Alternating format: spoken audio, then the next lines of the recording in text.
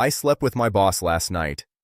My name is Tuchel Thomas, and I want to tell you exactly what I did not do when my wife said those 7 words across our dinner table on a Thursday evening. I did not knock over my water glass. I did not push back my chair. I did not raise my voice, because I have never been the kind of man who raises his voice. My mother raised me in the specific silence of a woman who had already lost everything worth screaming about, and somewhere between watching her press hotel linens at 5 a.m. and watching my father's empty chair collect dust, I learned that the loudest thing a man can do is go completely still. So I went still. Mira was sitting across from me with a wine glass loosely held in her left hand, and the thing that I keep returning to, even now, is that she wasn't crying. There was something almost rehearsed about the way she said it. The way you say something you've been carrying in your mouth for days and have finally decided to set down.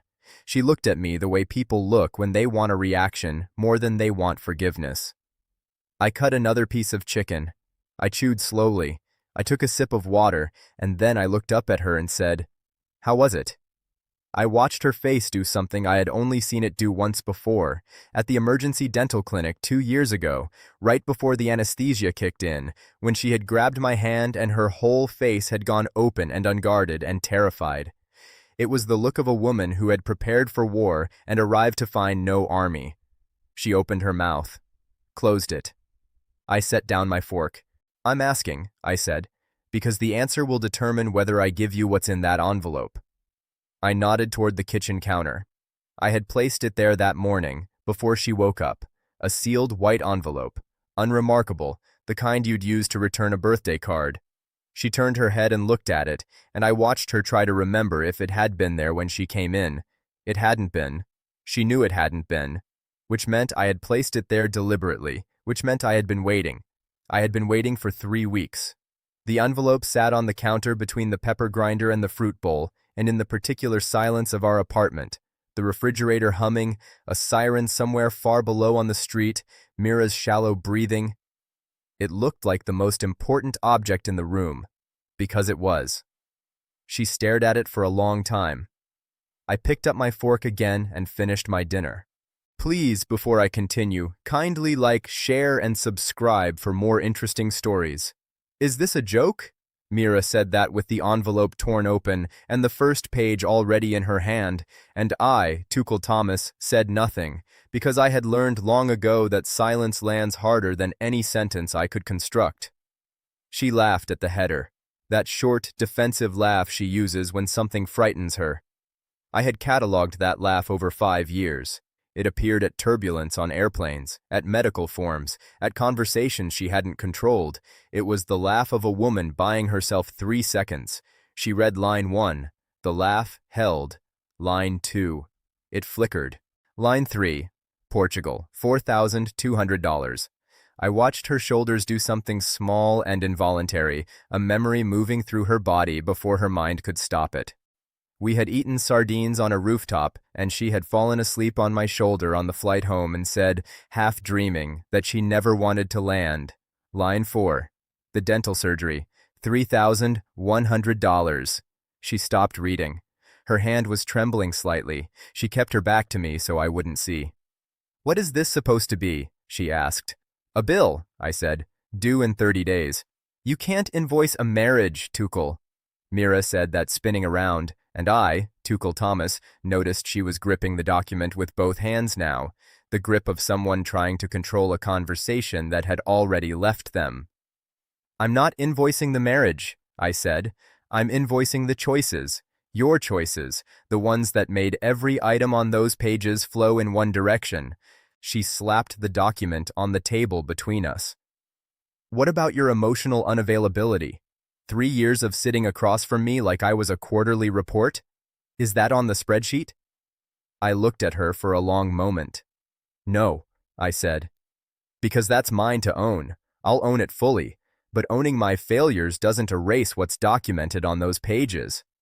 I stood, walked to the window. The city below was indifferent and bright. "I also have a meeting tomorrow," I said, "with Rowan Briggs." The room changed. I felt it before I turned around, that specific quality of silence that arrives when someone realizes the ground beneath them is different than they thought. "What kind of meeting?" Mira asked carefully. "The financial kind," I said. "You own part of the firm?" Mira said that barely above a whisper, and I, Tuchel Thomas, turned from the window and looked at my wife, really looked at her, for the first time since she had sat down at that dinner table and detonated our Thursday evening. 12%, I said, through a holding entity called Ashton Vale Group. I made the investment 4 years ago, before you even joined the company. You never told me. It was passive. It was never relevant. I paused. Until now. I watched her recalculate. I had seen that look on clients across boardroom tables, the specific recalibration of someone who realizes the room they're standing in is larger than the room they thought they entered. "Tuchel, whatever you're thinking." "I haven't decided anything," I said, and the honesty in it was genuine. "That's what makes tomorrow interesting." She stared at me. I walked toward the bedroom. "The invoice belongs to you regardless of what I decide tomorrow. Read all 12 pages tonight." I stopped at the doorway. "Especially page 7. I didn't explain page 7. I let her find it herself. "Good night, Mira." "That man has been building a case since before you knew you were giving him one." Loretta said that, Mira's mother, 3 marriages behind her, sharper for every single one, and I, Tuchel Thomas, know this only because Mira told me everything later in the full accounting that came after everything else. But I want you to know what was happening at 12:43 a.m. while I lay awake staring at our bedroom ceiling. Mira was on the bathroom floor. Loretta listened to the whole story without interrupting, which anyone who knows Loretta understands is a significant act of restraint. Then she said what she said. Then she said something else. "He made you a mirror, baby, and you don't like what it's showing." Mira apparently said something about the invoice being insane, about legality, about emotional manipulation. Loretta, by all accounts, waited patiently through all of it. Then, "Can I tell you something? When I met Tuchel, I told you that man was either a saint or a surgeon." A pause. "Turns out he's the surgeon." Then Loretta asked the only question that mattered. "Do you want your marriage, or do you want to win?" Mira didn't answer. The line stayed quiet for a long time. "Thomas, I wasn't aware we had a—" Rowan said that, walking into the boardroom with the smirk of a man who had never once been made to sit down in his own building, and I, Tuchel Thomas, gestured to the chair across from me, not the visitor's chair, because I was already seated at the head of the table, and said one word, "Sit." Something in the word worked. He sat. Bernard Osei, the managing director, was already present, already uncomfortable, already doing the careful eye avoidance of a man who understood exactly what was about to happen and wanted no part of the fallout. I opened the leather folder, slid the Ashton Vale disclosure across the table, 12%, 4 years, every figure clean and documented. Rowan read it. I watched the color in his face shift the way weather shifts, gradual, then sudden. I spoke precisely. "This meeting is not a threat. It is not retaliation. It is a disclosure that I felt, given recent developments, should no longer remain silent." I closed the folder. "What you do with this information is your business. But you should know. I know. And now Bernard knows." I stood, picked up my jacket. "Good morning, gentlemen." I read all 12 pages. Mira said that standing in my office doorway at 2 p.m. and I, Tuchel Thomas, looked up from my desk and said, "I know," because I had left word with my assistant to send her straight through the moment she arrived, and I had known she would arrive, the same way I had known she would tell me, the same way I had known about the hotel receipts 3 weeks before any of this began. She set the invoice on my desk. Her eyes were red at the edges, the specific redness of someone who had almost cried enough times but never quite finished. "You folded page 7, I said. She looked at me. "Page 7, the fertility consultation, $600. 2 years ago we had sat in that waiting room together, her knee pressed against mine, and she had squeezed my hand and said, quietly, like she didn't want the room to hear, 'I'm glad it's you.' I had kept that receipt in a folder labeled Miscellaneous Medical. I had kept every receipt. Why? She asked, almost a whisper. I kept all of them, I said. That's the difference between us. The office was very quiet. I want to fix this. Mira said that, and I, Tuchel Thomas, heard something in it that I had not heard since she had squeezed my hand in that waiting room.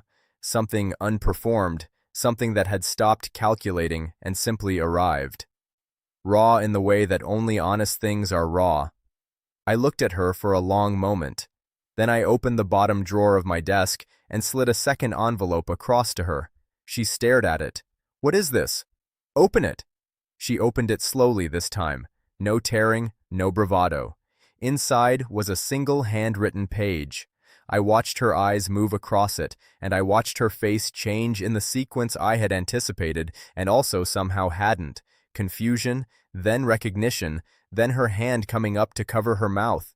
I had written that letter 3 weeks ago, before the dinner, before the confession, because I had already known. Tuchel, I knew, I said quietly. I've known for weeks, the invoice, the letter. I had both ready. I was waiting for one thing. She looked at me. I needed to know, I said, whether you would tell me yourself. She had. That was the only answer that mattered. Did she come?